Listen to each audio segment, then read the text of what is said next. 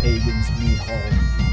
Grab a drink, grab a snack, grab your woman, have a chat, have a laugh, but above all, have a good time. Welcome and enjoy.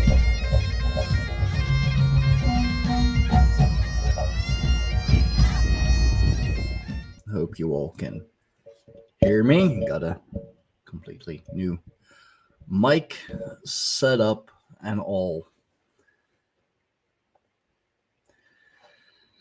Sorry, just responding to my girl real quick.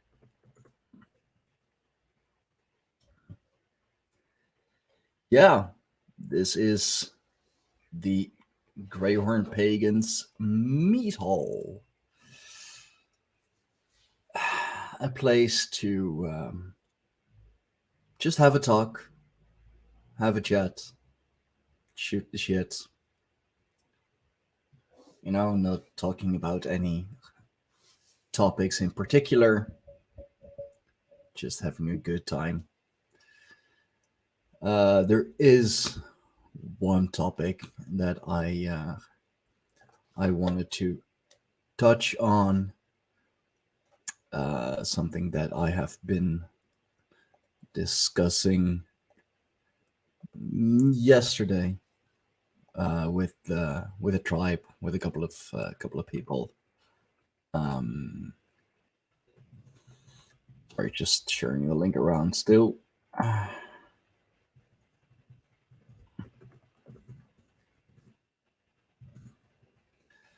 And that topic is like exposing fakes, if you will, something that we do in the tribe as well. You know, people who say they are like all about something, but are clearly they don't know what they're talking about. And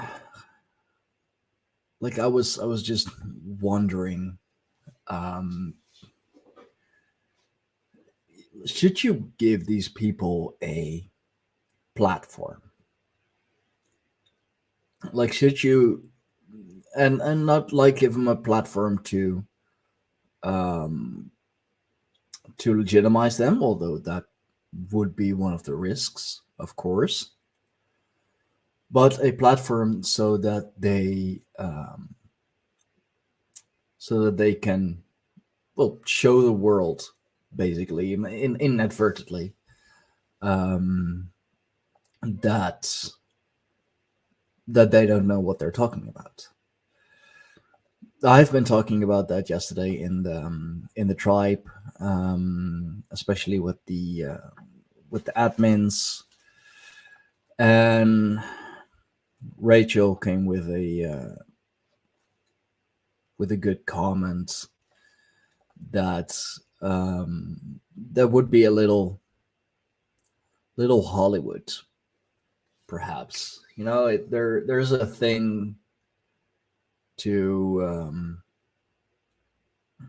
to expose them in the group itself. You know, that's all fine and dandy, but to give them a platform, maybe a bit sensational, a bit Hollywood. And then there's the thing, and that's what really caught my attention, what really made me listen, even though my darling Firefay has been saying the same thing. It's good to hear it from someone else as well. Making stupid people famous. You know, speaking of Hollywood, they have a real tendency to do that.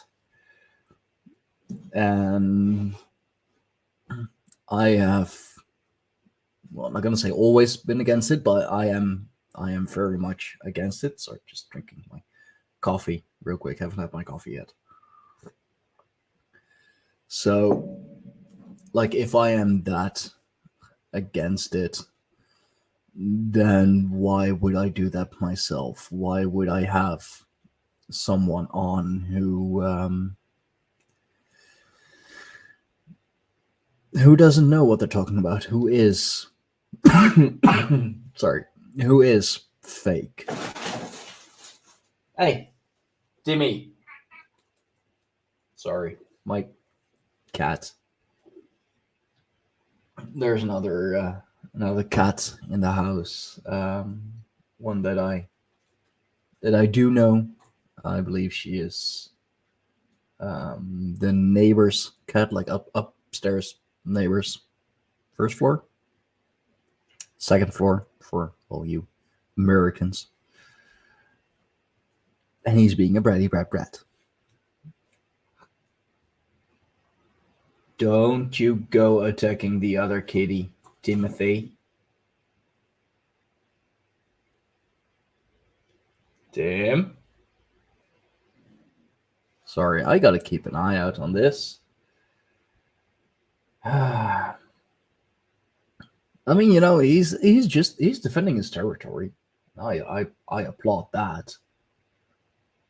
Finally actually being a cat instead of a pussy. Fuck it. It's my own live stream. It's my own podcast. I can say whatever I want. But yeah. As I was saying, making stupid people famous, if I'm so against it, then why would I do that myself? That just doesn't make sense. But yeah. So that's why I'm doing the Greyhorn Pagans. Sorry, just I really don't know what to do with my cat sometimes. Timmy, hold on, guys. Sorry, just Timothy.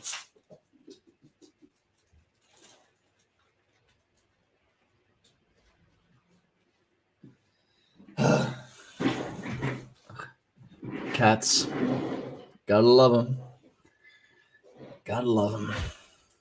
I mean, I have to love my cat because otherwise, my darling fiance Fireface gonna kick my ass. She may be small, but she's furious.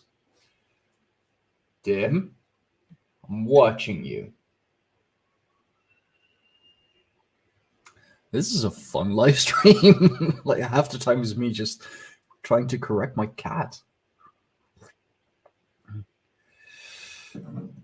But yeah, anyway, the Greyhorn Pagans Mead Hall. It's an idea that I have been playing around with for a while.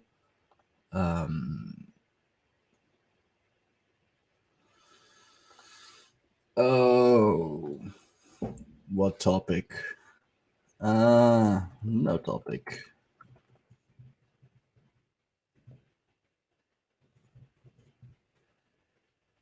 Just shooting the shits and talking about whatever comes up.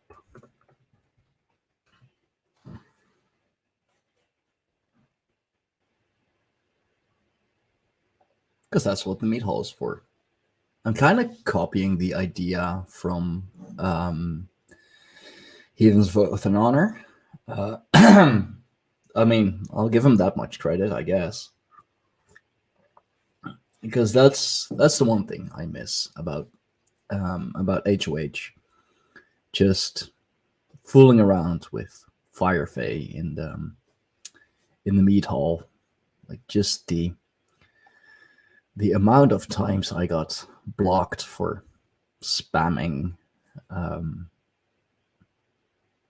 because I was just comment spamming with Firefay or picture scamming. No, spamming. I don't do scams. Not anymore. We've all been young and stupid. Okay, come on. We've all been there. We've all done that. We've all done stupid things.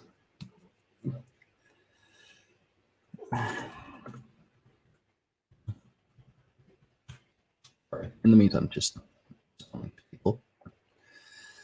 But yeah, that's the one thing I do miss about HOH, the Mead Hall, and just it being a a open place to like just share whatever, share memes, share your thoughts, like everything goes from just haha funny meme to ooh dude that's cringe to oh god this shouldn't be on the internet.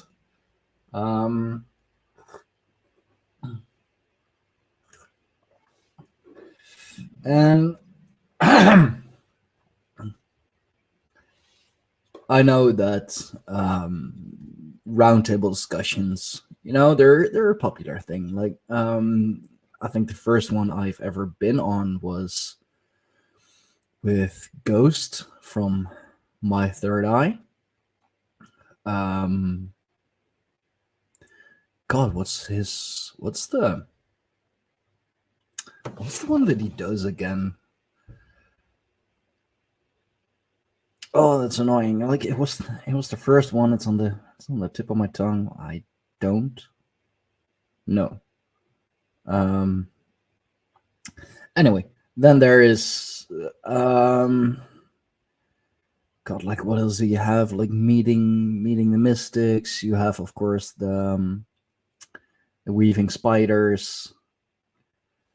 You have the International Roundtable with Raven Kiefer and General Lee from Subconscious Realms. I've been on there once, and like just so many contacts. I've made so many contacts just through that roundtable, which is insane. Like that. If anything, that really kicked off podcasting for me, because of them, I did one with Raven Kiefer, one-on-one. Last one I did from the people that were there, of course, was with Unlocking the Code, a Swapcast, which was fun. And through generally, I have also met what's his name again? NY Patriot. I'll be doing a live stream with him in about an hour on the, what is it? It's not Toramore anymore, but anyway, the Occult Rejects channel. We're probably gonna go on.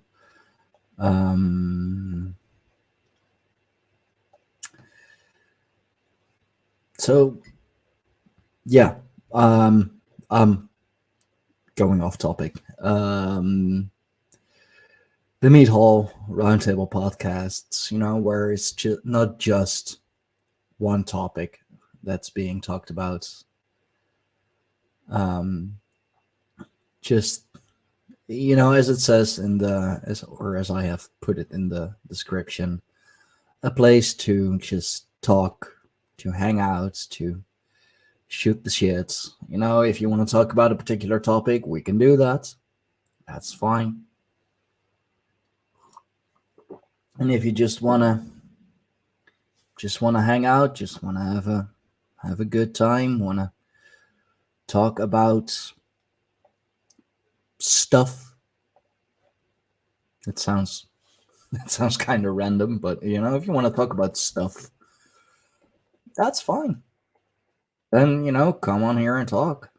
You know what? I'm gonna post the link in the comments. There. Anyone who wants to join in, be my guest. Come on in.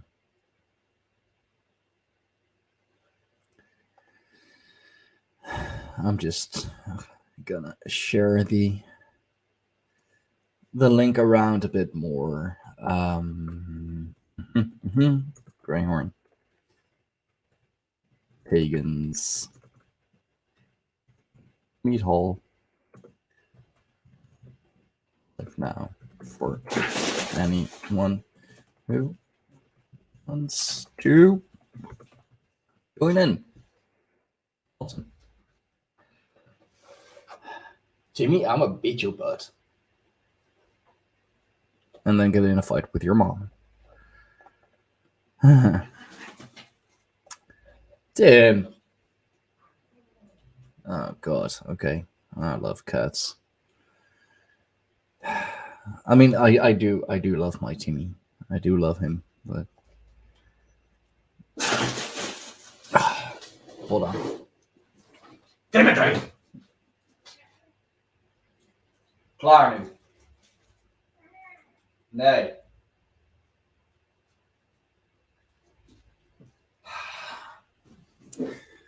There's being territorial, and then there's just being a nuisance. Hey, what up, Light Elf? How you doing, bro? Of course, Light Elf joins in the chat. Dude, come on stream. The link should be in the description. Just shared it on Minds. Just join in, have a chat, say what's up.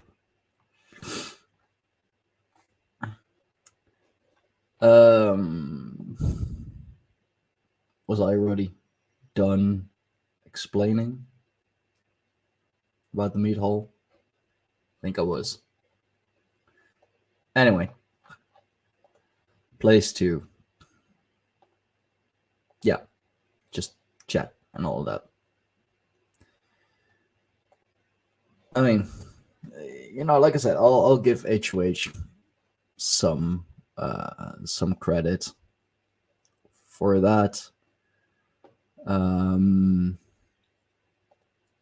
Like at least they did that much. At least they managed to have a place like that, you know, and that's how a lot of people came in. That's how a lot of people first came in contact with Heathen's Faith and Honor. Let's see, that's not going the way I intended to. Okay, hold up. I'm just gonna move the destination from this broadcast. Yes, I will post it later. Okay. Yep. There. That should do. Like, I even think that's how I came in contact with HOH through the meat hall. I mean, you know, it was a place to just like spam memes.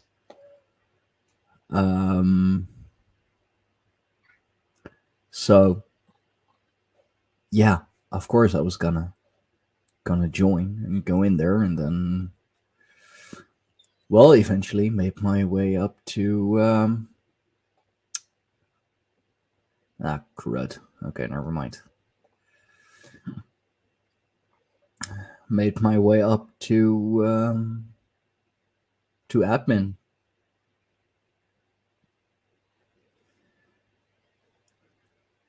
Gingerbread. Hey, what up, Blackbird? A gingerbread project. That does sound interesting.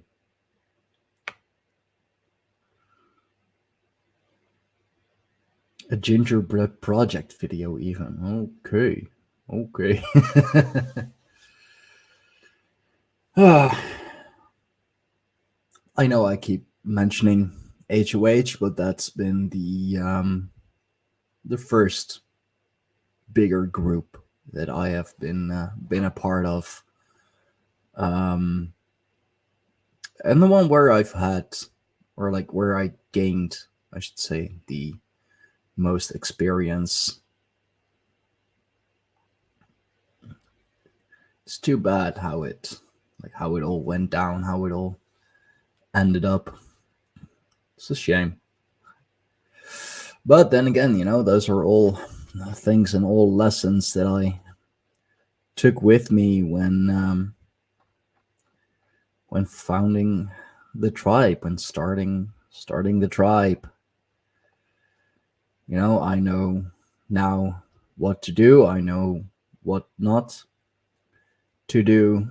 I know what will cause the downfall of a group. And that's honestly why I was kind of yeah, I'm not gonna say scared, but kind of hesitant to call myself the Jarl of the Greyhorn Pagans, because of what the well, quote unquote Jarl of HOH did. I believe I mentioned this in my podcast with Firefay, but he called himself the Jarl. But that was because we were trying to legitimize it. We were trying to make it a actual group, or actual what do you call it? Yeah, actual group outside of just Facebook, just social media. So we needed a face, we needed a front man.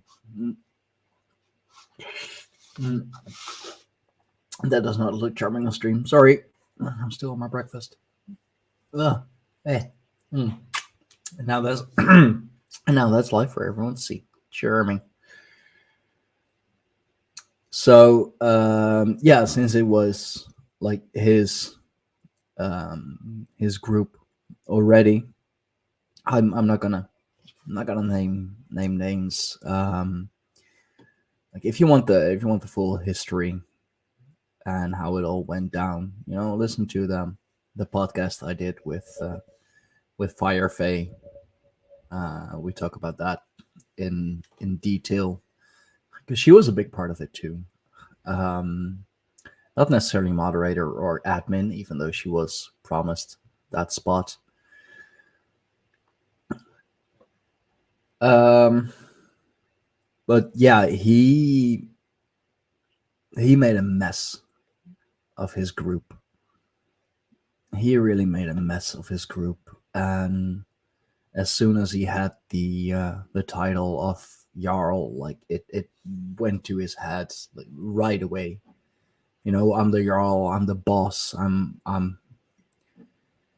the big guy here. Whatever I say is law, whatever I say goes. It doesn't matter that he had other admins and other moderators.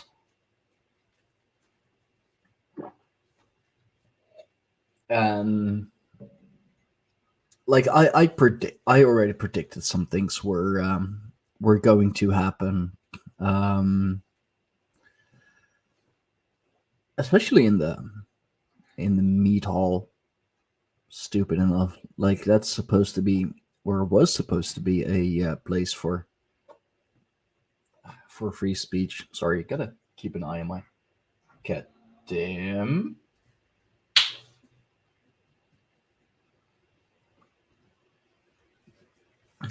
Anyway, that was supposed to be a place for free speech. Anything goes in the mead hall. Just don't delete your comments, because that's a pussy way out. And what? Yeah, I guess I can tell it. I don't know exactly if I went into that with the podcast with Firefay. I'm gonna have to get that other kitty out the door because Timmy keeps wanting to attack her. Okay, well, as soon as she appears, I'm gonna have to Have her go. Um. So yeah. I mean, they made it a rule too, which is a good rule that if you have problems with someone, if you have issues with someone, you know, just call them one on one, text them one on one, send a Facebook message, do something. The same rule that we now have in the tribe. Just like I don't know if we actually have it on there. Guess we should. I have pinned a couple too many messages.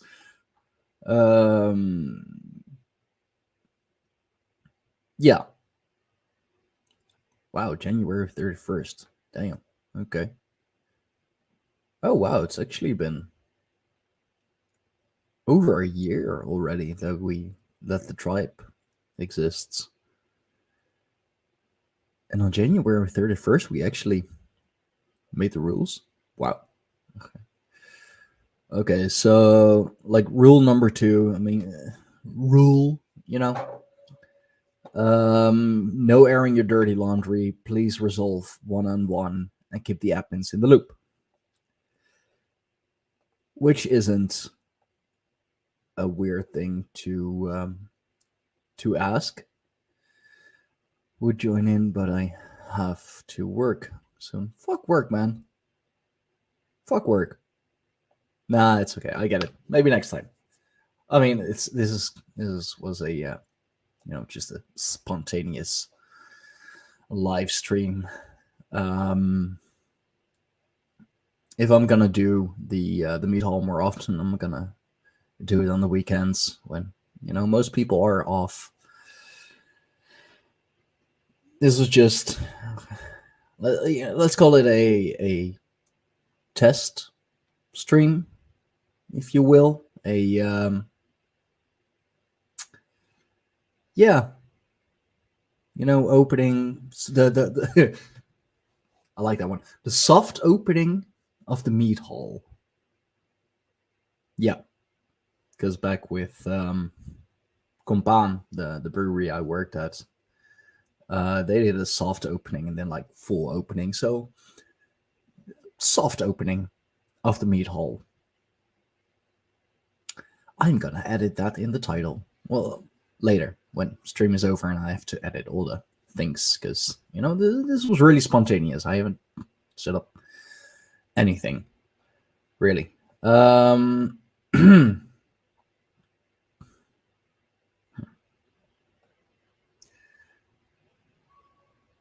was I saying? Oh yeah, resolve issues one-on-one. It's a simple rule. It's a simple thing. It shouldn't be that hard. But what happened with HOH, like the whole story about Firefay and getting in some stupid trouble because of a misunderstanding, basically. Like Jesus, put down in the comments like how many of you actually got into trouble because of some misunderstanding because your words were misunderstood or taken in a wrong way. Like I know I sure have. Too many times.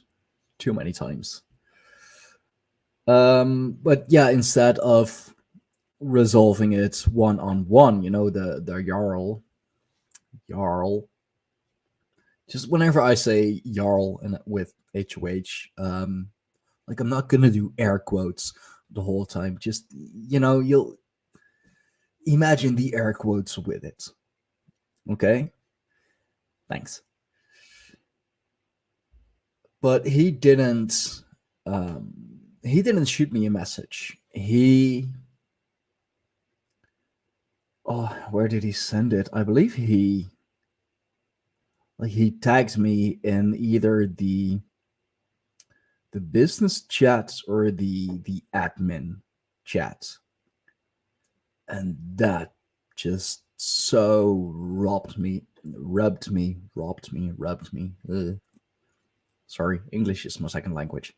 Rubbed me the wrong way, because he was talking about breaking the rule and whatever, and now he was breaking his own rule. And yeah, that was the moment when I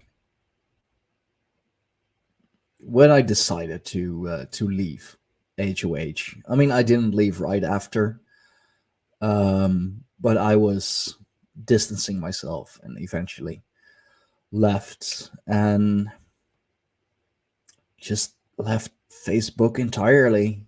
I mean, at first I had Minds and Facebook both, just to see if Minds indeed was a like a platform without any form of censorship, and like what kind of people were on there. And at first I didn't know what to think of it. I didn't know what to think of Minds.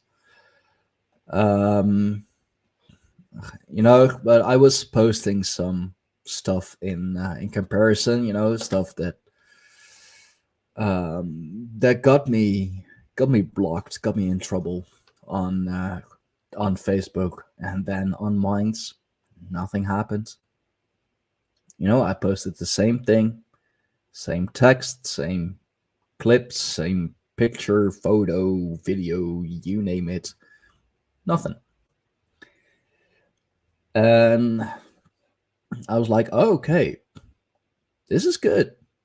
This is good. They're actually, they don't do censorship, like actually don't do censorship. Um so, if all of you are sick of just social media censorship and whatever, and be it Twitter and whatever, I just put my own referral link in the comments. If you want to use it, use it. If you don't. That's entirely up to you. And like, I believe at first I was trying to like start the tribe on Facebook, together with Firefay, of course, and some other people that I knew. Some Vikings. They called themselves Vikings. That was from another group, Victory or Valhalla. I don't think I've ever gone into that group. But yeah, they were a bunch of wannabe Vikings, basically. So not worth my time, not worth the trouble of really going into. But yeah, that didn't work. It was the same shit all over again, you know. But yeah, I guess that's what happens when you when you invite a lot of the same people into your group, into your tribe. Um, so I left that behind real quick. Left Facebook, started over on Minds, and that's been going well. I mean, it's been just over a year now. I think I first started on Minds and then on Telegram. I may have done it.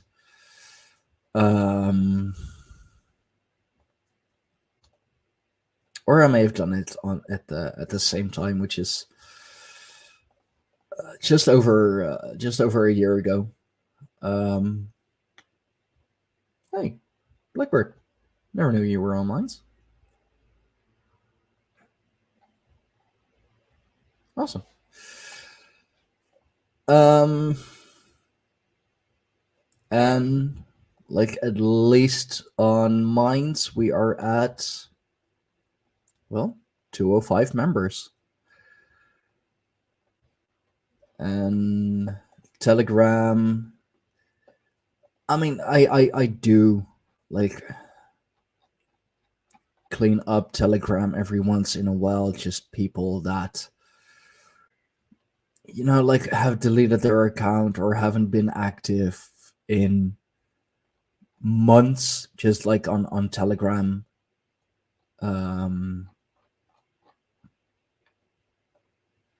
just on Telegram as a whole. Like if you haven't been active on Telegram, if you haven't been active in the tribe since, like I'm gonna say August, August or July, if it's been like 4 or 5 months since you were active in the tribe, since you were active on Telegram, nothing's gonna happen. Nothing is, you're not gonna be active. Apparently, you left it behind and all of that. So I'm deleting you. Like, I'm sorry, but like I'm not one of those people that that keeps everything and everyone in the group, even the deleted accounts, just to push up the numbers. Because like, oh my god, if I were to do that, I mean, on Telegram we are now, let's say 112 members strong. Um,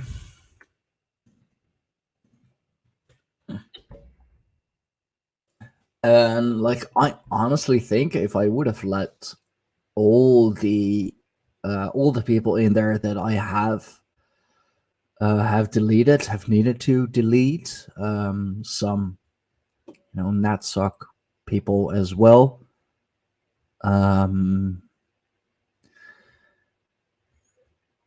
Yeah, some people just went way too far into that, and I may have allowed it a little bit too much. I wasn't at the best place, work and just too busy, too chaotic in my mind, in my head. So I was allowing too much. But I think we would be at 130, 140, maybe, which would look good. Like, ooh, 140 members on, a Telegram group, a open group, a tribe. That's good. But like, if only, oh, that's dumb. Sorry, Joseph is trying to come on.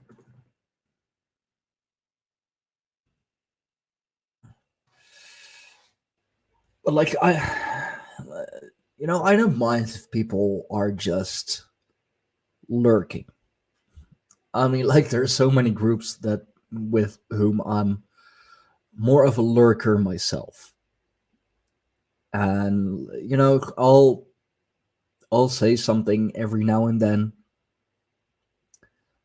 I'll react to something every now and then.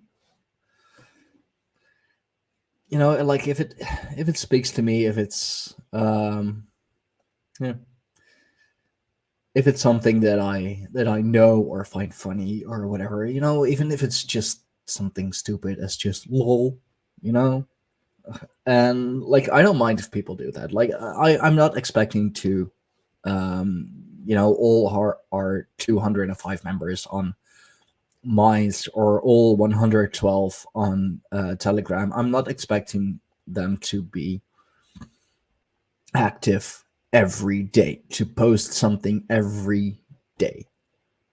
I mean, like, even I don't. There are times, there are days when I'm barely active. Either because I'm busy or just not feeling like it, or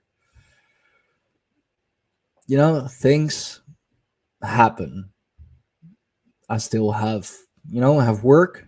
I mean, kind of in between jobs at the moment, so I'm just taking jobs here and there. I still have a family. I still got my kids. I have my I mean, I don't know where he is at the moment, but I have my Timmy. Yeah, he's not just a cat, he is a Timmy.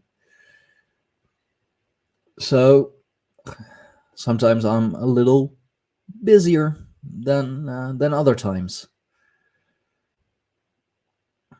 So I don't always have time. And that's fine. Like I said, I'm not expecting anyone to be active every day. And now with Blackbird, her group, the Blackbird's crew. Like I'm trying to be active in there as well. It's a good place to be. Just a lot of pagans, some witches, people who have been on the path like just a couple years, or like 10 years plus, 20 years plus, even, the old guard.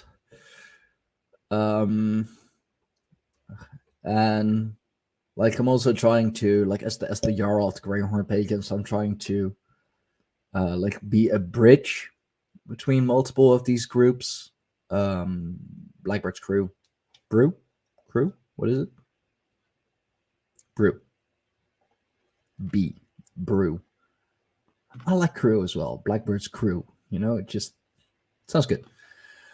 Um, well, I'm trying to be a bridge between some of these groups, and that's what I'm also doing with the podcast. That's why I'm having other podcasters on as well. Why I'm going on other podcasters, not just for myself, not just for the tribe, but um, to connect. To connect people together, to connect people with different thoughts, different opinions. Like, one pagan isn't the other pagan. Like, we're all pagans, but none of us are alike. I mean, greatest example I can give you, me and Josh, Child of Ash. Yeah. Sorry, just gonna message from someone. Anyway, let's get back to it. Child of Ash and myself, Josh and myself, we're both Germanic pagans. We're both folkish. We believe in putting your own people first. But how he works, like his belief, his way of practicing the goal that he wants to work towards is different from mine. I mean, it's still a great goal. He wants independence. He wants to have our own tribal lands with, places to live, and a big, a long house and a mead hall and just all that stuff, which is great, which is absolutely great. And I fucking love him for it. He is so passionate and dedicated about that. While myself, on the other hand, I'm just, yeah, I guess you could say I'm more of the what you could consider like Greek ideal. I just want to be physically strong. Push my body to, well, the absolute ends. Just weightlifting, like heavy lifting, jujitsu twice weekly, if I can make it. I want to be big. I want to be strong, but also I want to be smart. I want to be well read. So yeah, Josh is reading. He's reading a lot of books too. I believe he mentioned that he just started reading or just read what is it? Yeah, Tacitus Germania. I still want to read that one as well. There's so many books that I still have to read. So many books that I still want to read. Um, but he's really, like, really going down the pagan path, which is absolutely great. Like, we need people like that. But and I'm also trying, and I am trying to explore more, like more occult topics as well, more esoteric, more mysticism, but always trying to relate it back to what I know. Always try to relate it back to Germanic paganism, because paganism in of itself is also, um, I mean, paganism is like, it's a very broad term. You could say that like witchcraft is paganism as well. Um, where was it going with this? But yeah, like I'm always trying to relate the more mystical, more esoteric topics back to paganism, because there are a lot of magic practitioners in paganism as well, and not just witches. Not just Wiccans, although Wiccans more New Age. It's not invalid, but it's not necessarily valid as well. I'm gonna get rid of my headphones. Yep. That way they're at least still somewhat charged when I go on with New York Patriot, and I don't think anyone is gonna join. And if they do, I'll just get my headphones again. Ooh. Oh, my hair, I swear. Okay. Yes, I have always been that vain, and yes, I always will be. Just ask anyone. Anyway, as I was trying to say, as I was trying to purvey, Child of Ash and I, Josh and I, we are both Germanic pagans. We believe in the same gods. We believe in the same practices. We believe in the same things. We have the same goals. But are we the same? Hell no. Hell no, we're not. And that's another thing I love about the tribe. We have Germanic pagans. We have people who are interested. We have, I believe, like one or two people practicing Hinduism. We have we have people more on the more esoteric side of things. We have it all in the tribe. And yes, it's a tribe. Yes, the Jarl and basically every member who has a big voice, who is active, like really active in the tribe, comes on the podcast a lot, like Child of Ash, like Raven Wolfgar. We're all Germanic pagans. But I wanted to have the tribe be... Hi, Tim. Kom je doen? Ja. Het is niet handig. I swear. Cats. Nee. No, you're not going to eat my yogurt. It's my yogurt. What are you doing, goober?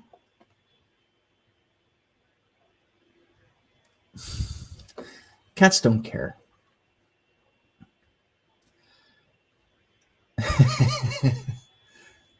Yeah, you can... Okay, whatever. He's a weirdo, but I love him. Hey, there we are. I see we're talking about me because I'm a weirdo. Yeah. Hey, what up, man? Oh, I am doing a little bit better every day. Day before yesterday, I got a chill. No, not day before yesterday. 2 days ago now, I got a chill, and been bedridden ever since. Mm. It's not. I don't think it's the COVID, but it could be just a really severe cold. It could be pneumonia. It could be any number of awful things. So I get up, I putter around, I go back to bed, that sort of thing. But with that in mind, there I am laying uncomfortably in my bed, and I see that some man, has opened up the mead hall and was talking about some things I thought I could contribute to. And I'm like, well, I guess I'll get up and be personable for a few minutes. Try to be social. Can't hide in my hobbit hole forever. So, well, I mean, you can try, but I mean, I got breakfast, I got my coffee, I got my water. I don't drink the mead, but I got all the equivalencies I need. Okay, yeah. Well, I already finished my coffee, but I'm probably gonna go. I'm sorry, bro. It's all good. I mean, guess best I can do at the moment is either orange juice or half-gallon of milk. I wouldn't expect you to drink a whole half-gallon of milk on my behalf. That's a bit much. Oh, not for me, bro. Not for me. I'm telling you. I saw an interesting YouTube video. I did not click on it, but it was claiming that villains drink milk. Are you secretly a villain? Dude, stop exposing my secrets. but anyway, no. Seriously, what you were talking about that made me feel I should get up was you were talking about some of the concerns you had as a young would-be Jarl with taking the role of Jarl. Now, I'm not privy to all this particulars. I wouldn't want you to air dirty laundry. But you said, well, you had some experiences with another group and you are uncertain. And I can say, as a practitioner over here in the States, no, you were 100% right to be concerned, and that is a huge problem. My mother never went in for covening for reasons she never specifically went into, but basically said that groups were not for her. She was a lone practitioner, right? Yeah. And then as she got older, young people would come to her, young would-be witches, shamanesses, and whatnot, and she would never take students because students were consistently interested in the theoretical power of magic, not the self-enlightenment elements of magic. Yeah. Right. Now, I'm not saying that they were going for the Harry Potter thing. My mom would never have put up with that. Right. But don't tell Firefay. but how many times can you have a young person come in and they start showing you their rock collection? You're like, yeah, that's nice. No, thank you. That's a cool collection. Are you going to do anything with it? Right. Are you practicing with it? Are you divining with them?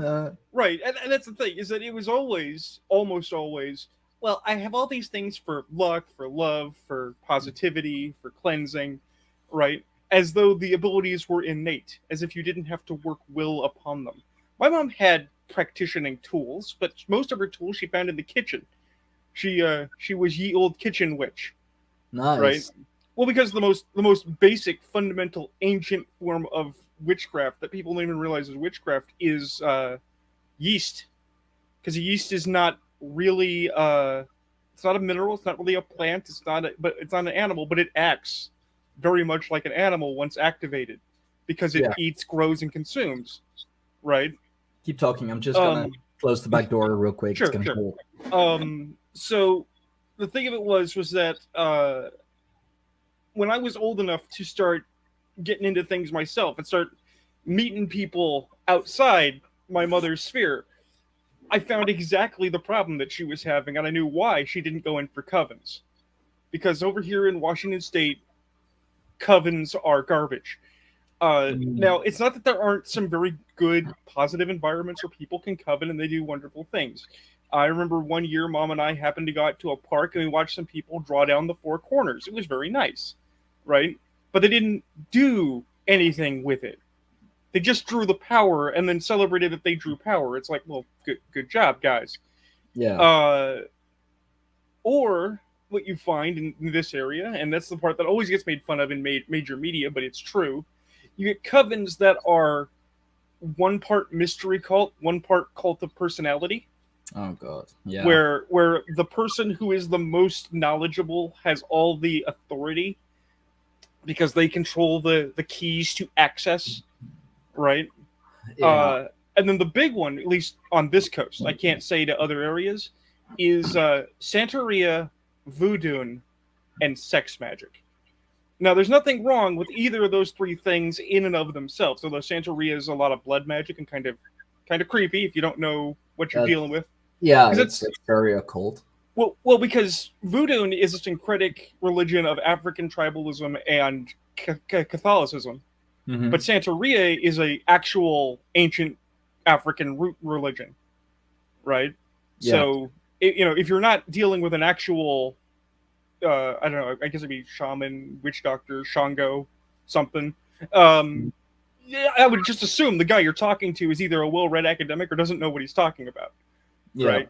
But the big one here is that on this coast, probably influenced by, frankly, Anton LaVey and the Satanists, who are also a religion, and that's okay, is the preponderance of shedding blood for magic, which can be powerful, right? And group sex for magic. Now, people's individual relationship stuff is their relationship stuff, but even if sex magic is powerful, and we all know sex is a magical rite, it's bringing together of man and woman for the power of creation. Holy crap!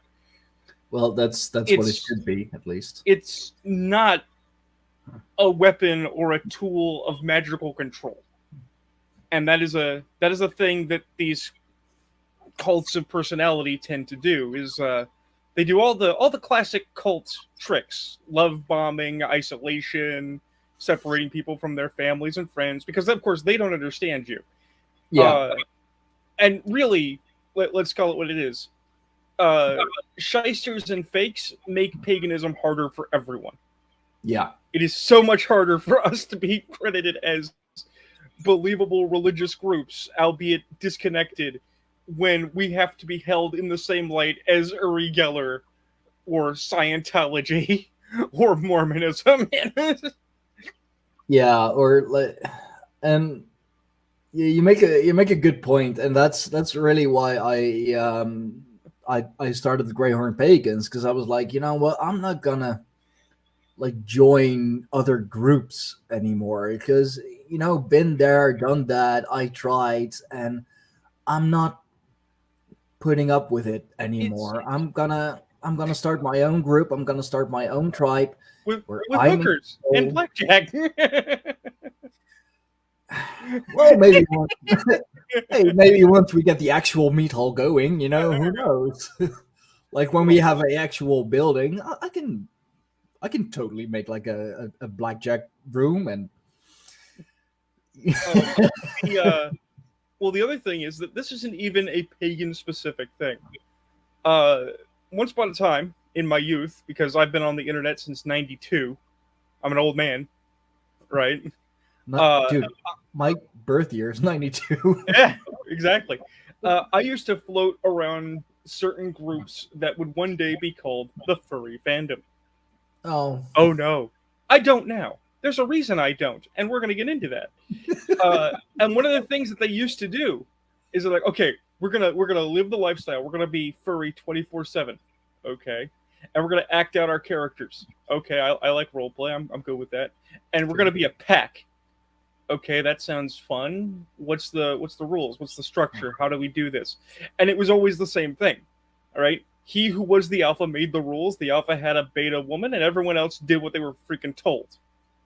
And I was like, that's not only is that not pack behavior, that is pack behavior as determined by zoologists studying animals in captivity, not reflective of actual wolf behavior. And what's more, not reflective of animal behavior. That's human BS.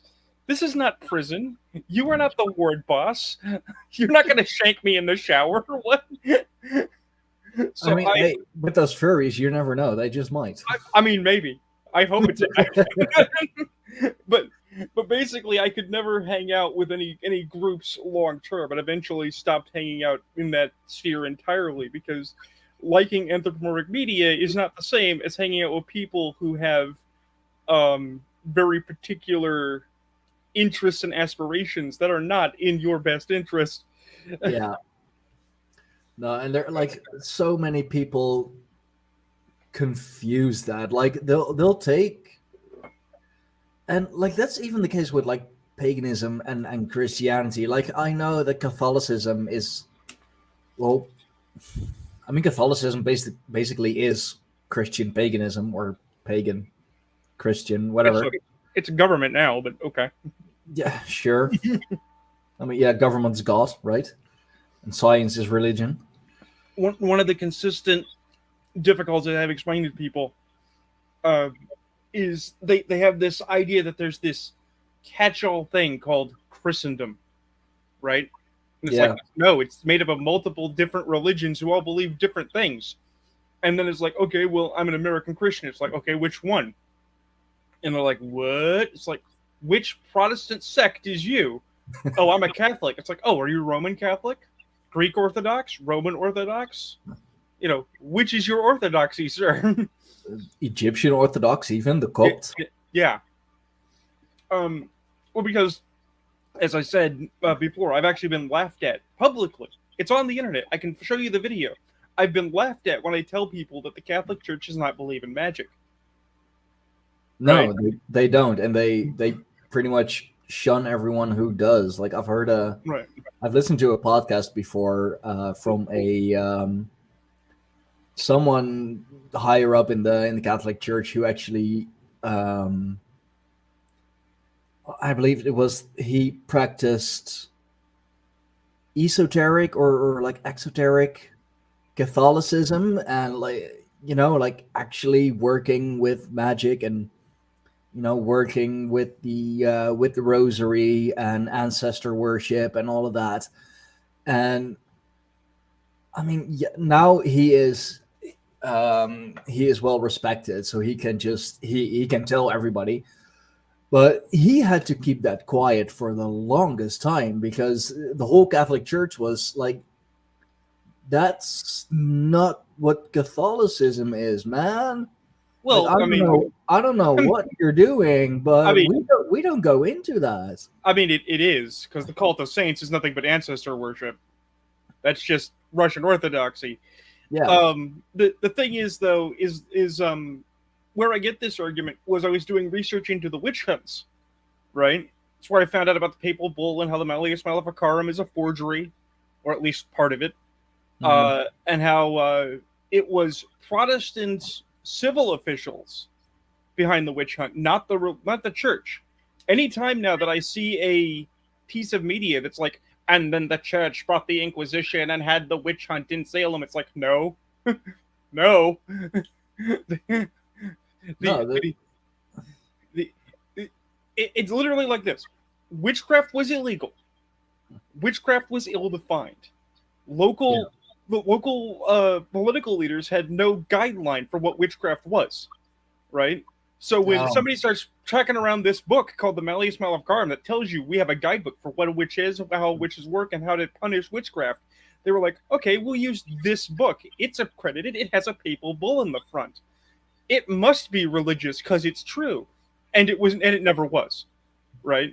The actual position of the Catholic Church, going all the way back to the Dark Ages, which is the funniest thing. People are like, the Dark Ages, isn't that when the church ruled the world? Yes, and the church had this opinion, and that was that there is no magic. There are only miracles of God and acts of Satan.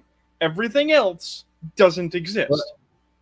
What does that make it different from magic, though? Because Well, isn't see, that's the thing. You and I, as pagans and occultists, right, believe yeah, in a universality of experience. So different religions all have different interpretations of the same core energy. The Catholic Church, of course, has a stated purpose of denouncing any other belief system that isn't theirs. yeah. So literally, things that the Catholic Church declares to be miracles are real, things that the church declares to be heresy being specifically the leading of others into misbelief, are acts of Satan, right? God, And what is- anything else just didn't happen. what's that Anything quote else from was the Bible specific- again? Thou shalt not have any other gods before me. Exactly. but it's why I always enjoy this part too. You always hear about people getting exorcised. We had a priest come do a blessing on our house. We had some pastor do an exorcism. They can't. What? They can't. They functionally can't. No, Even if you're a Protestant and you have a different belief set, the fact of the matter is that the people who are formally allowed to do exorcism, who know how it's done, is the Catholic Church, yeah. and the Vatican specifically. So we're talking the not the Russian Orthodoxy. My brain is failing me at this early hour. No, it's okay. They have an entire subset of investigators whose entire job is to go out and disprove supposed miracles and disprove supposed possessions and exorcisms. So before you ever get to an exorcism, before that ever happens, a guy is supposed to come out and look around and go, okay, what are you eating?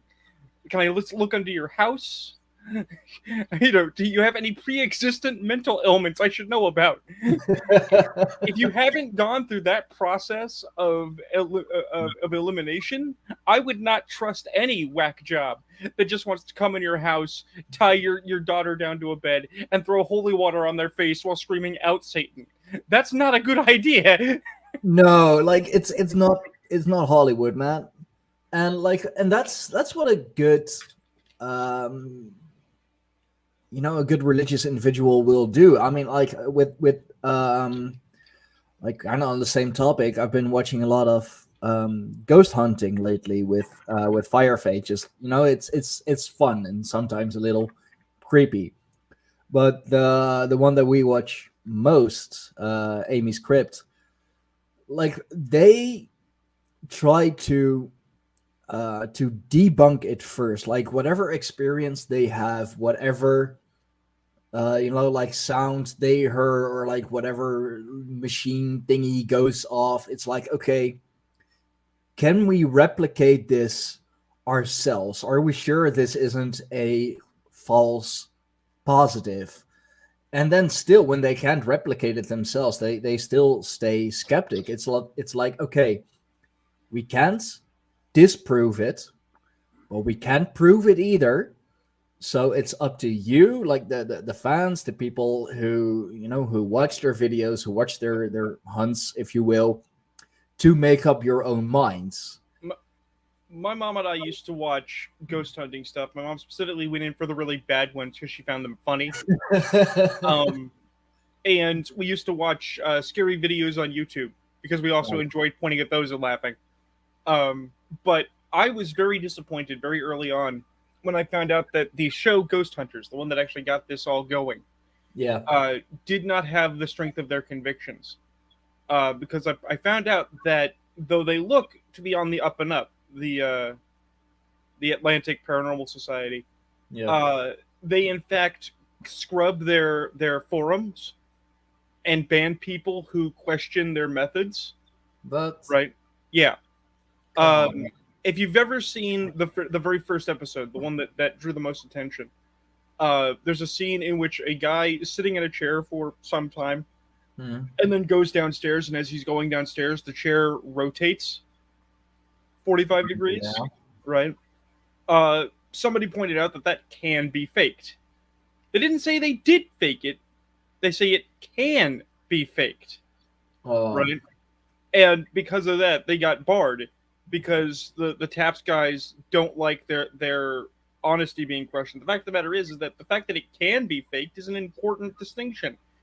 Because now you've got to prove that it wasn't. That's not hard. Just prove it wasn't. Go back. Have another camera.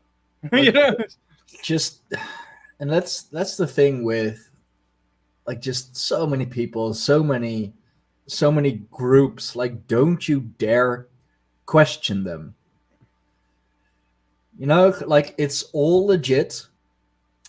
And why is it legit? Well, because we say it's legit, because we are the experts. We have done the investigations. We have done all the reading and practicing and whatever, and you're just a normie. Shut up.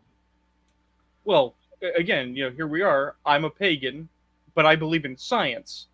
And people think that that's weird. It's like, how can you believe in an invisible man in the sky who's drinking in a hall surrounded by warriors till the end of time? It's like, well, you believe in an invisible man in the sky who sees everything you do, regardless of what underwear you wear, who's going to send you to a pit of fire.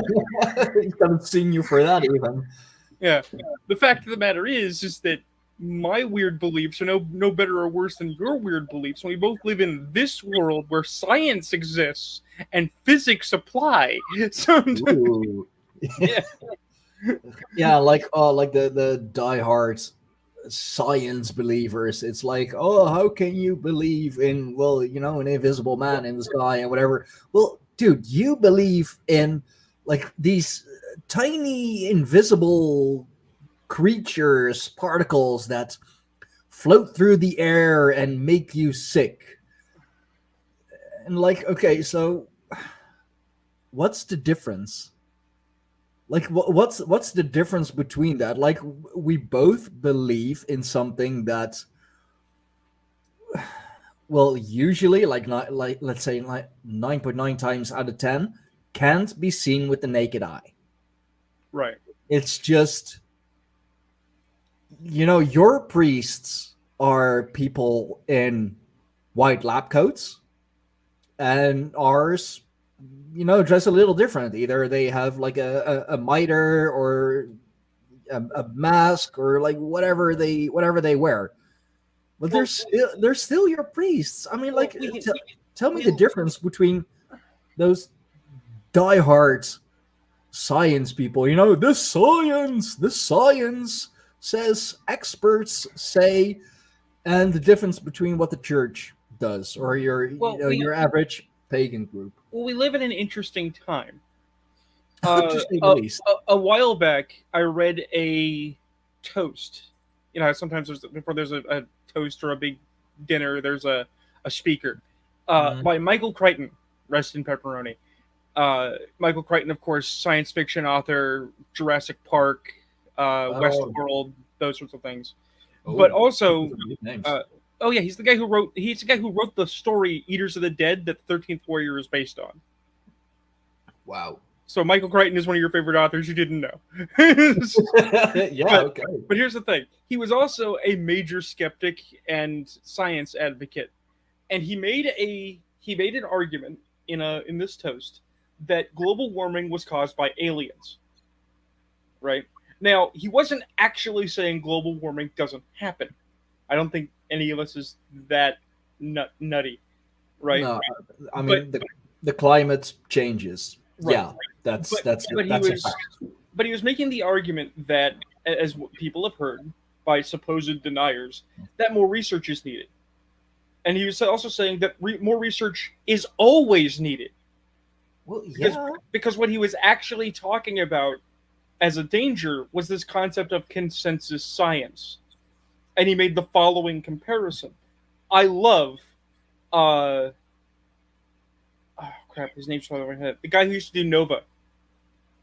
The guy who used to do the show Nova. He's a physicist. Carl Sagan. I love Carl Sagan. Michael Crichton tells tale that Carl Sagan was a proponent of the computer model for nuclear winter. If we set off enough nuclear weapons all at once across the planet, it would cause an artificial winter that would kill humanity. Yeah. Right? And he set up a big televised symposia on it. Right? And then he carefully arranged the questions in such a way that no commentator could question the model. Right? Not that the model wasn't necessarily right or wrong, right? Only that you couldn't comment on the idea that it was not applicable because we've never set off 10,000 nukes. There's no way to prove 10,000 nukes set off at once will cause a nuclear winter. Yeah. Because if you came out and said that at that time in those politics at that phase, you were pro nuke. you were pro-war with Russia, and it's like Oh, that's man. that's not right. That's not a good, right? I mean, we're And basically seeing the same thing happen again. You know, right, if you're pro this, that means like automatically you're anti the other thing, and right, like no, not at all. and that's what Michael Crichton was saying was literally we need honesty and clarity of action in our science. We need to double check and triple check our science even when it's known science because we should double check it. Yeah. So and the thing is that this doesn't mean everything. Obviously, gravity exists. We've had hundreds of years to prove gravity exists, right? Oh, dude, I mean, those theories are popping up again. You know, Oh, I know. gravity isn't real, and the Earth is flat, or Yeah. you know, like a disc, or like even worse, the Earth is fuck. What is it like carried on a turtle's shell, and that turtle is carried by X amount of elephants. According to Child of Ash 420, 4 of the nuclear warheads we have now would cause a winter. The question is, would it cause a global winter that would kill all life and destroy humanity? Because that's the question. Well, I don't think 4 would be enough to do that. I mean, like also kind of depending on where you would throw them. Of Look, course, there is. Look, I don't think we're ever going to see the end of humanity from nuclear weapons. I think we're going to see the end of humanity from the Ukraine. I think it's Ukraine. When Chernobyl breaks. Oh, See, Chernobyl was melting down, and they couldn't stop the reaction, so they covered it in a stone sarcophagus of concrete, and they keep adding layers every couple of years to keep it down. Eventually, it's going to melt through that. Eventually, there's going to be a massive release of radiation into the planet's atmosphere. yeah, or what is that again? That volcano, underground volcano in the States, in the national park. Yellowstone? Yeah, Yeah. The Yellowstone volcano is going to blow. I think it's either that or Chernobyl, which is going to cause the end of humankind as we know it today. Well, we can't stop Yellowstone because that's just the planet Earth saying you're done. Yeah. But admittedly, assuming we don't have a Grey Goose situation, if we could make the radiation scrubbing bacteria, that would eat Chernobyl and save the planet. The only problem there is that once we have rad scrubbing, we're back to nuclear weapons being a conventional arm, and we will die for entirely different reasons. I mean, either way, humanity is going to be the death of itself. I mean, Stephen Hawking has it right, even though Hawking is kind of a jerk, is we got to get off this rock. we got to get off this rock. Yeah, but I don't believe that like space or space voyage or like colonizing Mars is the answer. Is it the answer to the human condition? No. Is it the answer to the mathematical problem of one planet is all your eggs in one basket and any one disaster could destroy humanity in total? Yes. I mean, I don't know. I'm more of a proponent of in a low. Oh, that's Josh, dude. You have to come on and talk about this. I know you love to talk about this stuff. A low orbit space station. I mean, would that be? I mean, that could totally be why Musk is building rockets that when they come back, don't necessarily destroy themselves on impact. And like we know that that low orbit for us as humans at least is about as far as we can go. Um, st- Still waking up. Still? Well, dude, like it sounds like you have pretty much woken up. The big problem that I find, which people do not talk about, which my father, as an example, believed we had solved, and we just needed to go to Mars, is we haven't figured out terraforming yet, Yeah. right? Going to Mars is cute. I still argue we need to master going to the moon first. People are like, well, we've been to the moon. It's like, no, you make the moon base and then you launch from the moon base. I've been told there's math for why that's not as efficient or not as good, right? I've been told that we need a space station first so we can launch from the space station, which fine. But however it gets done, the fact of the matter is that, okay, you've gone to Mars. Now what? Now you live in the same kind of controlled environment you were living in up top, because guess what? Mars is inhospitable to human beings. You need a way to turn that into an Earth-like planet. Yeah. And I mean, like there are like just so many theories and speculations that that Mars kind of used to be like Earth.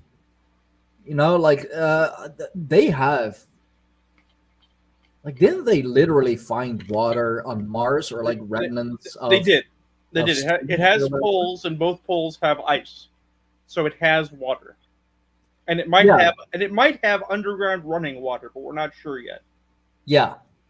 So like that tells me that Mars like once upon a time was a Earth-like planet. And I mean there are theories that like it's not just a planetary body, it's also like a stage of human evolution, like more spiritual evolution. Well, here's But the thing. Even if Mars has water, right? You and I are not in the lab where they are testing that water. Where after they did all the things they could do with an icy core, they melted it down and studied it. And even then, it's a sample from the ice cap. What if we went to Mars? Okay, bored down in, because it's easier to have a controlled environment in a cave than it is in a pre-built hab, right? So we're living in sealed mines with bulkheads, and you have the running water, and then you discover that running water in Mars, due to some combination of factors with the local stone, is incredibly toxic to human beings, right? yeah, We don't know. There's no way to know. Not until you get there, not until you have science done there, because there's this concept that makes the rounds about basically our bodies are acclimated to our environment, even if we're not acclimated to every virus or negative trait, right? And there's no proof that other planets operate by the same notion. So you could go to another planet that is just like Earth in every conceivable way, and yet is a hell world that kills all humans on contact, just because it doesn't like our body form for some reason. Like that's another thing that we're looking for in other star clusters, if you will. Like Earth-like planets, and we have found several that, according to our earthly science, would be in like the habitable zone of like said star, which is all fine and dandy, and like it may resemble Earth, it may be like almost a complete identical copy, but as you said, it's another planet, it's in another star cluster, it's in another part of the universe. It developed differently, same but different. So sure, we can go there, we can like measure some kind of ozone layer that would be like okay for us humans and whatever, and like we flip off our helmets and like explode, implode, shrivel up, burn up, whatever. Just because it's the same, because it's similar, doesn't mean it's actually habitable. And Hey, look, it's easy. The space is drunk, and we know this because we found a stellar body. I'm resistant to call it a nebula, right? Mhm. That is basically alcohol, but you can't drink it because in addition to being alcohol, it's arsenic. It's Oh. alcohol and arsenic. Space is drinking the hard stuff and dying slowly. Space is an alcoholic. well, what it is that it's there's a black hole nearby, Mhm. right? And it has condensed the molecules of stellar matter so tightly that the material has become liquid, and Yeah. that liquid happens to be alcohol. Nice. Alcohol and arsenic. Here's to you. Oh no, that'd be something. It's like my favorite Far Side is God making the snake, right? Mhm. And he just has a jar of Play-Doh and he's doing this with his hands to roll it back and forth and going, these things are a cinch. Oh, like or the just the platypus being, Right. just It's just spare parts. It's just all the parts, just put it all together, throw it out. I don't Yeah, care. like I got all these spare parts. Fuck it, here. You got that robot chicken with the Egyptian playset.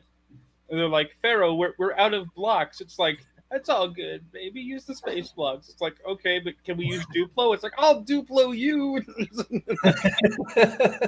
And when it's done, they of course immediately kill him and throw him in the box because it's the only way to be rid of the Pharaoh. Of course. But if you've not seen it, the tomb looks utterly ridiculous because it's clearly something a kid made in Lego. Yeah, like But Timmy, this is the night set. You can't have a laser sword. It's like, yes, I can. He's a Jedi. I can do whatever I want, okay? Yeah. Like I can get a chicken, give him all kinds of colory feathers, and give him a kazoo and call him a duck. Oh, it was my favorite D&D dungeon forever. Was a friend of mine ran a campaign in Xanth, and if you're not familiar with Xanth, it's a setting by an author named Piers Anthony, which is basically a magical Florida, right? That is removed from our reality, and when they travel to our reality, Florida already. well, yeah, but this is Florida if it actually had magic instead of just methamphetamine. So when they travel to our world or when they interact with our world, they call it Mundania because where mundanes come from. Okay. Right. But Sure. Xanth is made of puns. Okay, it's both made of puns and fantasy logic. Okay. So for instance, there are root beer trees, which is literally root beer kegs on trees. So it's like, oh, that sounds pretty nice, right? But there are also trees with leaves that are like nooses, right? And the thing is that when you step into them, they pick you up, fling you into the sky, and tear you apart. Oh. Yay! But still, a friend of mine ran a Xanth game, and we found a dungeon that was cat themed. Okay? Oh, okay. So as we're traveling through this, it's like, okay, you find a stairwell. All right, well, we ascend the stairs. Okay, you see a long gantry over an open pit. Okay, we begin to cross the gantry. Okay, with every step, the gantry meows. What? The gantry is meowing. What? It's also hissing and spitting when you step on it. Is this a catwalk? This is a catwalk. It's like a literal catwalk. a literal catwalk. Oh. We ran into a cat of nine tails, which is a actual monster in D&D. And there was a catnip which was a small statue that looked like an angry cat. That when you picked it up, it did you exactly 1 damage Oh because god. it nipped you. But the reason I bring this up is because, for reasons known only to no one, there was a giant blue fire-breathing chicken. And it's like, why is there a giant blue fire-breathing chicken in a cat dungeon? It's like, because there is. It's like, okay, Sure. well, all right. I mean, you've already proven that reality breaks down in this dungeon with a catwalk, catnip, a cat of 9 tails, and a Puss in Boots. Okay, giant blue chicken that breathes fire, not so wacky anymore. No, it was the only thing still missing. Oh, And a good time was had by all. It was this magical thing, this mystical thing that maybe you've not heard of. They don't talk about it so much anymore when they're talking about D&D. It was called fun. Not foon. Fun? Fun. Fun. I believe I had fun once. I had fun once. It was terrible. Is that why you're such a miserable bastard? Of course. So many awful things. Oh, you're not welcome at our table. I started this table. Yes. Well, it better be inclusive. Considering that my table currently encompasses 4 to 5 white guys, no, it is very much not an inclusive table. You racist bastard. Hey, if somebody of color wants to come play at my table, they are more than welcome. I do not put up with bullshit, though. Pardon my French on this morning stream. Oh no, dude! Like it's that's fine. That's perfectly fine. Just cuss away if you need to. No. It's a thing. Over on Gilded with Raven Wolfgar and hanging out in the OSR, 2 things get thrown about a lot that irk me. One of them is old DM saying, I just can't into 5e because I have all these problems with it because it's just not real D&D. And it's like, bruh, if you're really good at running old D&D, you can run new D&D. They're not that different.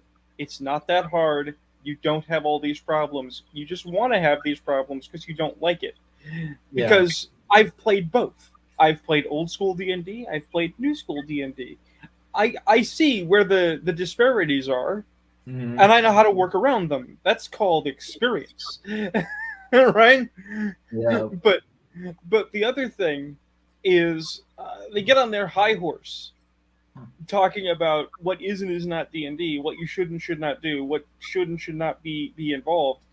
And it's often like, well, nobody should do X. It's like, why? Some of us actually like X, then we're not politicized weirdos. Right? I like playing non-humans. And people are like, yeah, but nobody plays non-human. You just play a human in a suit. It's like, no, I actually play non-humans. I go out of my way to give cultural nuances to my characters to point out how different they are. I don't know what you're talking about. No one plays non-humans. Of course people play non-humans. I want to be a non-human because I'm already human in my daily life. I know what it is to be.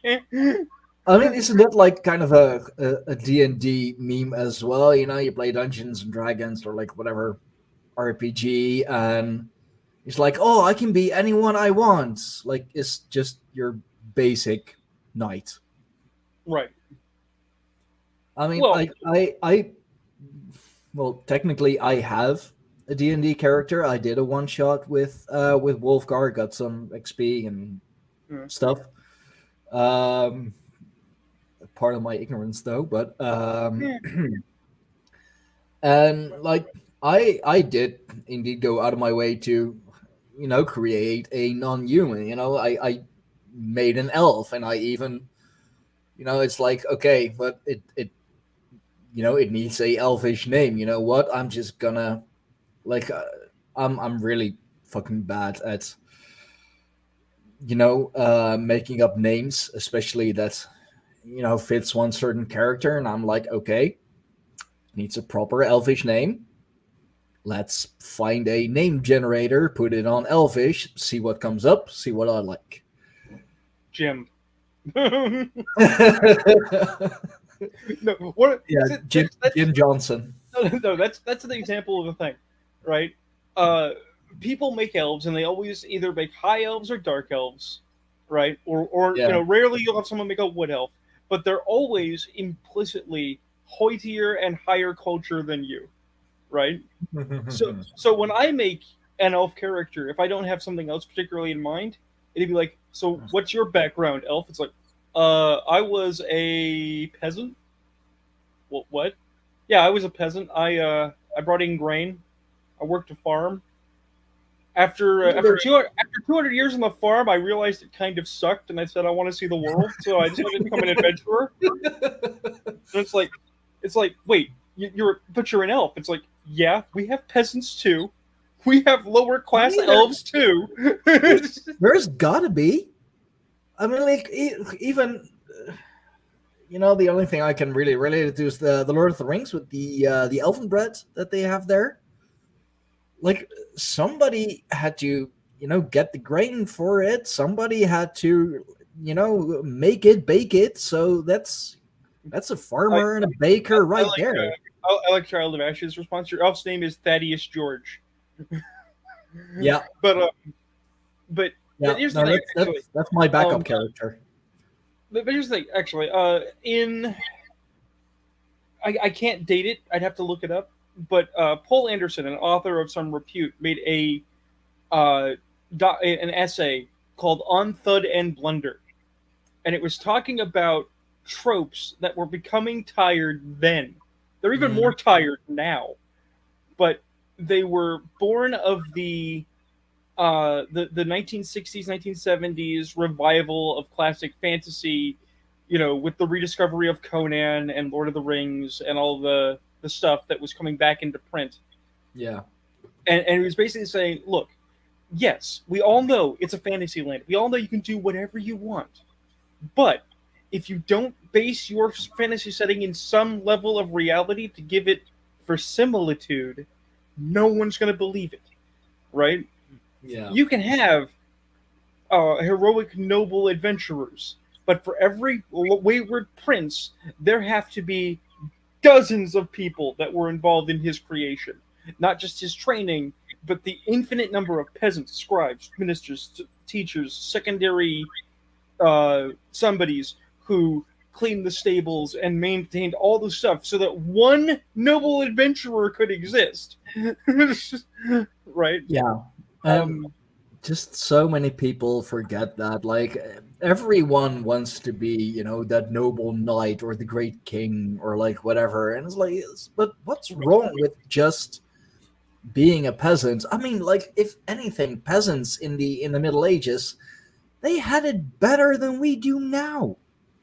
I mean, they lived in bigger houses. They had more time off because they also worked more backbreaking labor with less medicine, so there are trade-offs. Yeah, okay. Sure. Penicillin and all of that wasn't a thing just yet. So if you had an infection, well, hope your body's strong enough. Good luck. Here's the witch doctor. Here's the medicine man. Let's hope he's not a snake. He's not a snake. Put some mud on it. Go back to the field, peasant. Yeah. Yeah. You can stand on You can stand on your own feet. Okay. Well, there's the field. Go right ahead. No, but like medieval peasants, didn't they like only work for what is it, like 180 days a year because the church thought it was important that they had a lot of time off to celebrate religion and actually study and all of that. It was the combination of various holy days and state holidays, and the seasonal nature of agrarian culture, where basically you work 9 months out of the year and you have 4 months where you just can't do anything. I mean, you still do things. There are still things to be done, but the fields are growing or fallow. There's nothing to be done in winter. You don't want to harvest in winter. That's a bad time. Oh yeah. So in those months you have a lot of time to to study, to work on your craft to, get better at what you do. Well, And as an interesting segue, I'm not buttering up my own content, but it's just something to mention. You know that I supplied a story to that anthology, and one of the things that they wanted was heroic characters of a positive bent, right? Not necessarily good guys. Didn't have to be like John Wayne, but they wanted clear good guys, not as many anti-heroes or Byronic heroes, right? And it's like, I get that. I know that my offering is towing the line there, right? But because I completed that story and I was like, oh wow, the wheels are off, and I just started writing. I've been working on the second story in that character's sequence, right? And the thing that I have discovered is like, this story hinges entirely on the fact that from a Viking culture's perspective, he's an outlaw. He's beyond the law, which means when bounty hunters show up to take his ass in, because that's the way society works. And it feels very real, expressly because of that realistic historical component, right? One of the things that I find very interesting, I was mentioning this to Wolfgar, and I think not enough people comment on, hi Ash, is what up, dude? how often, like, you'll watch Vikings or even Northmen or some other Scandinavian themed media, they never mention the thing, they never mention the district, they never mention the body of laws that exists to rein in the madness. They had a thing in Vikings, I believe. I went through Germania by Tacitus the other day, and he left out a lot of details about the Germanic culture. But the one thing that he did do a full breakdown on was the laws, how they governed, how they voted, the whole 9 yards. I mean, he was lost on a lot of the gods. He was lost on a lot of the things. He compared the gods to the Roman gods. He was a Greek man, but he was writing for a Roman audience. Yeah. So as he's writing these stories, he's writing them with the Roman gods in them in comparison. Now, as I was running across this, I was thinking about one thing, right? They had a full breakdown of the law, which was something that was really important to Greek and Roman people, was the law around the culture. Yeah. So, of course, that was a more interesting topic to Tacitus and would carry more detail than the gods, because he wasn't a particularly religious person himself, right? But here's the weird part, and I don't know if this is like, this is a really odd thing that I ran across in there. Now, he compares all the gods to Roman gods. He compares Odin to Mercury. He compares Hercules to Thor. He compares Mars to Tyr. And then he says, and I don't know how this foreign goddess Isis is worshipped in a land so far to the north. Now, you mention all the other gods as a comparison, but then say that Isis is Isis. All right? So I've run into this quandary, like, was he just misinterpreting it, or did he speak literally? I mean, was there a cult of Isis in old Germania?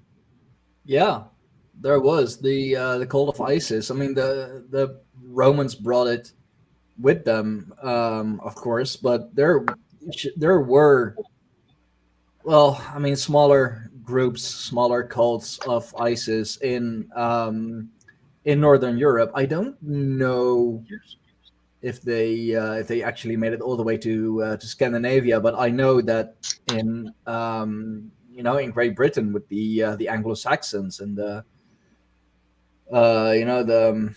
Franks or the Gaul, I guess back then, still at 90 AD. In 90 AD, a big enough cult of Isis had formed in Germania that that it became a notable thing, that she was more notable than, let's say, Freya or any of the other gods that they could have mentioned. I don't necessarily think that it was that big, but a well, a Greco-Roman, like in quite the most literal sense, would notice a cult of Isis, and they would notice it fast. And in a like so far up north, that would stand out to him, no matter how big, because that's the one thing he would know. Yeah. Here's the problem. Here's the problem. ISIS isn't even ISIS. ISIS is Ishtar, if you go far enough back. Yeah. Right? The cult of Ishtar, a Mesopotamian goddess, became the cult of ISIS, was picked up by the Romans, and was carried outwards, as was Mithras, as were other gods. And all of these gods changed names and faces over time across cultures. What we skip is the in-between. We always assume that somehow the ancient knowledge is sacrosanct and universal, and it's not. The Hermetics, the occultists of the early Renaissance went out of their way to try and systematize and organize ancient belief by their understanding, and created a bunch of misnomers.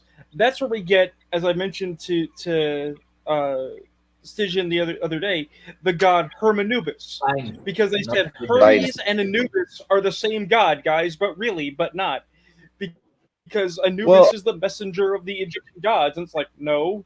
I could very easily see a comparison between Hel and Isis, and it was just confusing as to why did he name her as Isis when there were so many other goddesses in the Roman culture that they could have compared her to, right? So this makes me think there was actually a cult of Isis in that area. Now here you go at about the same time frame over to South America, right? And you have a group telling the same story, basically, as this Isis landing in Egypt, right? Isis said basically, with the tablet of Isis, should I say, the Jade Tablet of Isis, details a story about Isis landing in Egypt after her land was destroyed by a vengeful god. All of the sorcerers on her island nation had to flee, and all spread throughout the world. Now, at the same time, you have Isis landing in Egypt, you have Fallock landing in South America, you have Quetzalcoatl landing in South America, and they all carry the same story. Our island was destroyed by a vengeful god, right? Now, they all ride up on longboats, right? The serpents that carried them up, picture a longboat with a dragon head carved at the beginning of it. We wonder why the Vikings and the Egyptians both had pictures of longboats, and how the idea of the longboat got into South America at the same time in humanity. And here's the reason, okay? Graham Hancock was right. There was an island of slightly more advanced people. They weren't aliens. They weren't high tech, right? They were just slightly more advanced than everybody else. Like comparing America to, let's say the Australian Aboriginals right now, okay? They still live in mud huts and skin tents. We're, living in skyscrapers.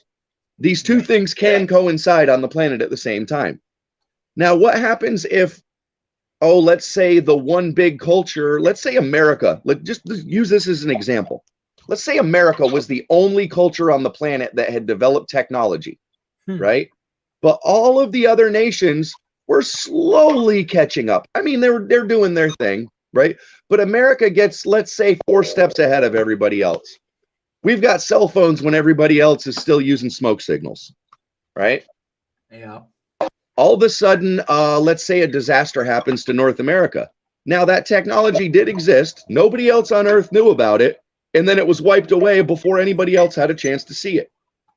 I think this is exactly what's been happening to humanity throughout the ages. There has been a group that follows the celestial chart. They follow the 25,900 year calendar of the Earth's wobble, right? They find out when we come back through that point in time in, between Aquarius and Pisces, where we go through a meteor belt.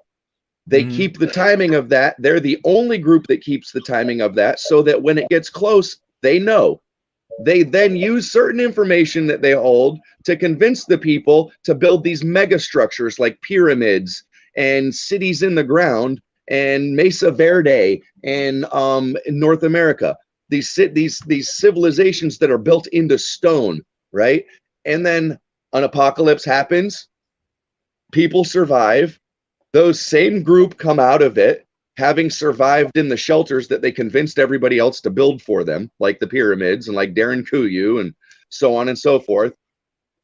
But there's nothing saying that they were actually alien or so far advanced that, you know, they were beyond us. They just had the timing down. That's the only thing they had to keep track of, was the timing. You know, they didn't need great electronic devices to do that. They could look at the stars and tell when the next cataclysm was coming.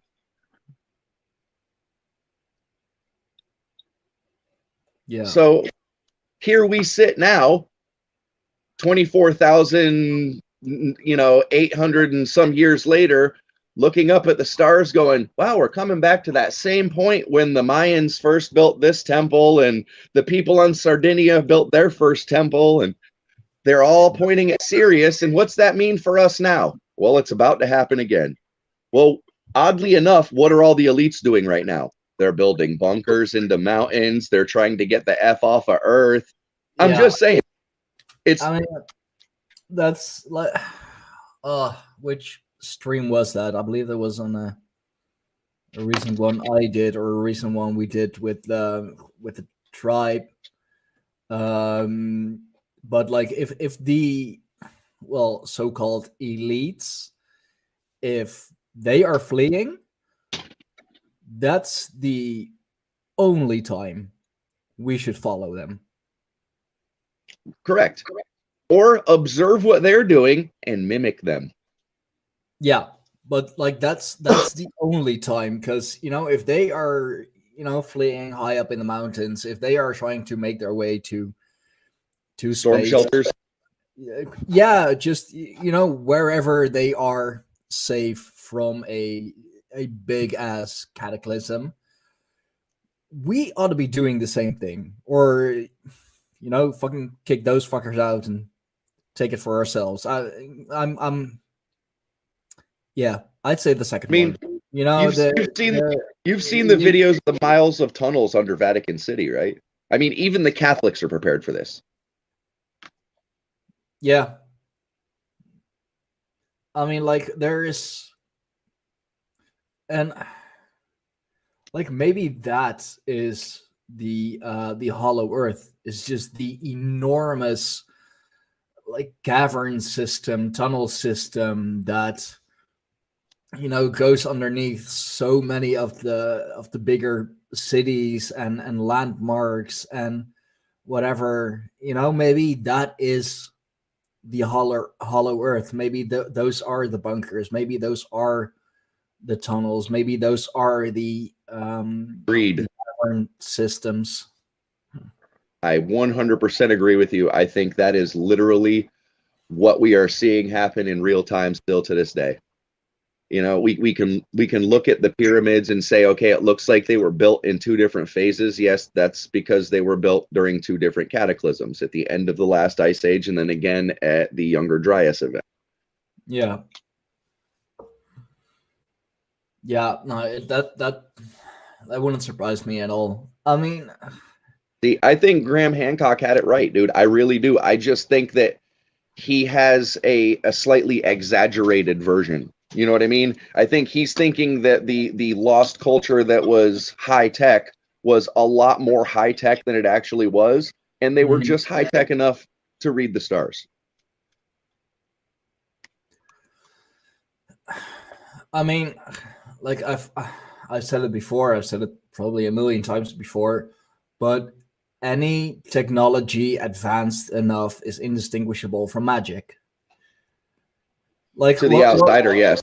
Yeah, like what we are doing now, like we're talking real time to each other. It's just, I'm in the Netherlands, you're in Florida, yet we're talking real time to each other.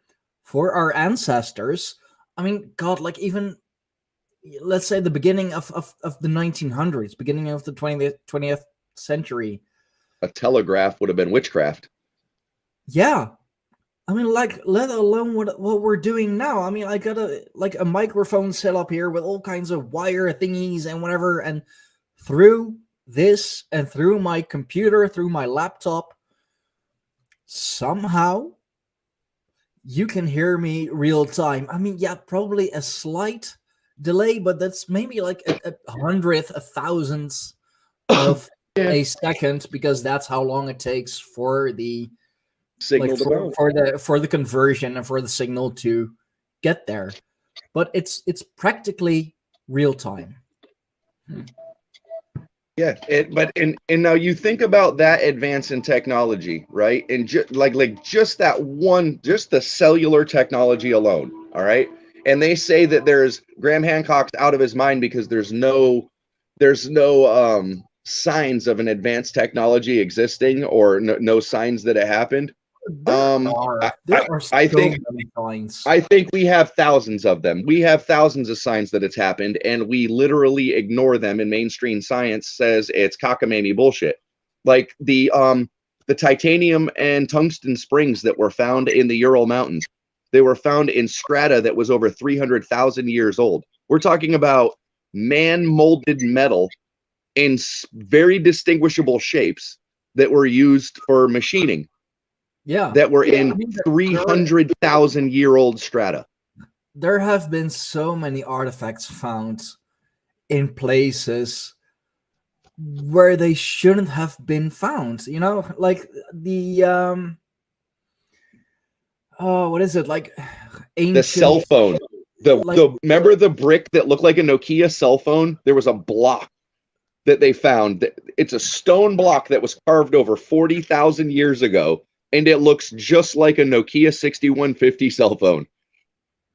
Yeah, or like ancient computer parts with, but found in like in a depth or in soil like dating from the Roman age or before, but like clearly recognizable as some kind of technology. Well, more modern machine parts, but like found in soil from thousands of years ago. It's like, okay, then try and explain to me how it got there, because it definitely was not somebody digging that fucking deep, putting it there, then burying it again.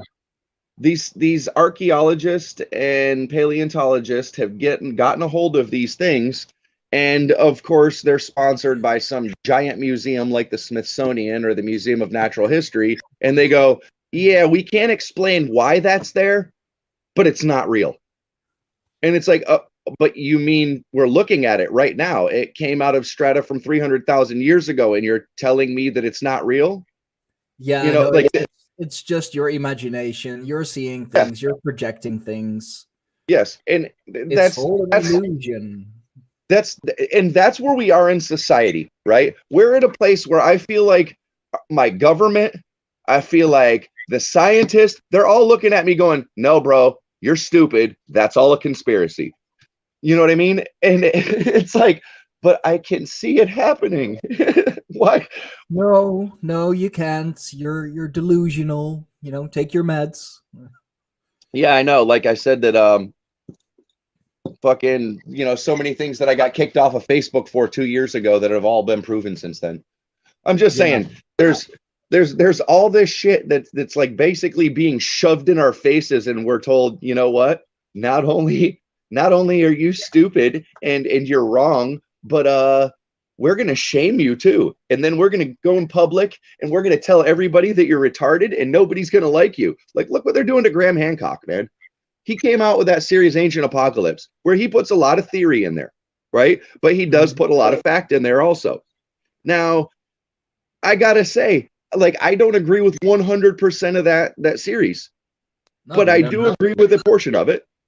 I do honestly believe that there were a class of humans that were more civilized, or let's just say more knowledgeable than us, that have always existed right alongside of us. Yeah. There has to I be. don't think it's an occurrence that happens every 24,500 years, all of a sudden people start to remember these things. I think that there has been people carrying this knowledge the entire time. I mean, some remnants had to survive. Like, obviously, it's not been wiped entirely. Just like with paganism. Like, if the church indeed prevailed and totally wiped out paganism or heathenism or like any kind of like non-Abrahamic religion, I mean, we wouldn't be pagan. The tribe wouldn't exist. Like, so many people that we know, that we have met, wouldn't be who they are today. So that has survived. In all fairness, Stein, they did try. That's a belief. That's a way of living. Yeah. If that can survive something non-tangible, something non-physical. In fairness to all of our ancestors, they did really try to wipe us out. They did really try to wipe out our information. They tried to wipe out our text. They tried hard, and I was looking at they didn't fully succeed, but they have made it rather difficult. I was looking at Tacitus's Germania, and just by his explanation of the size of one of the tribes, and then the vast number of Germanic tribes that existed, from the Vandals all the way down to the Lombards and so on and so forth. Germania was tribes. Like, it wasn't one German people. No, there were several tribes. Same with the Gauls. We're talking millions. We're talking millions of people that were eradicated and had their belief systems wiped away before 500 BC or AD, excuse me, before the Dark Ages hit.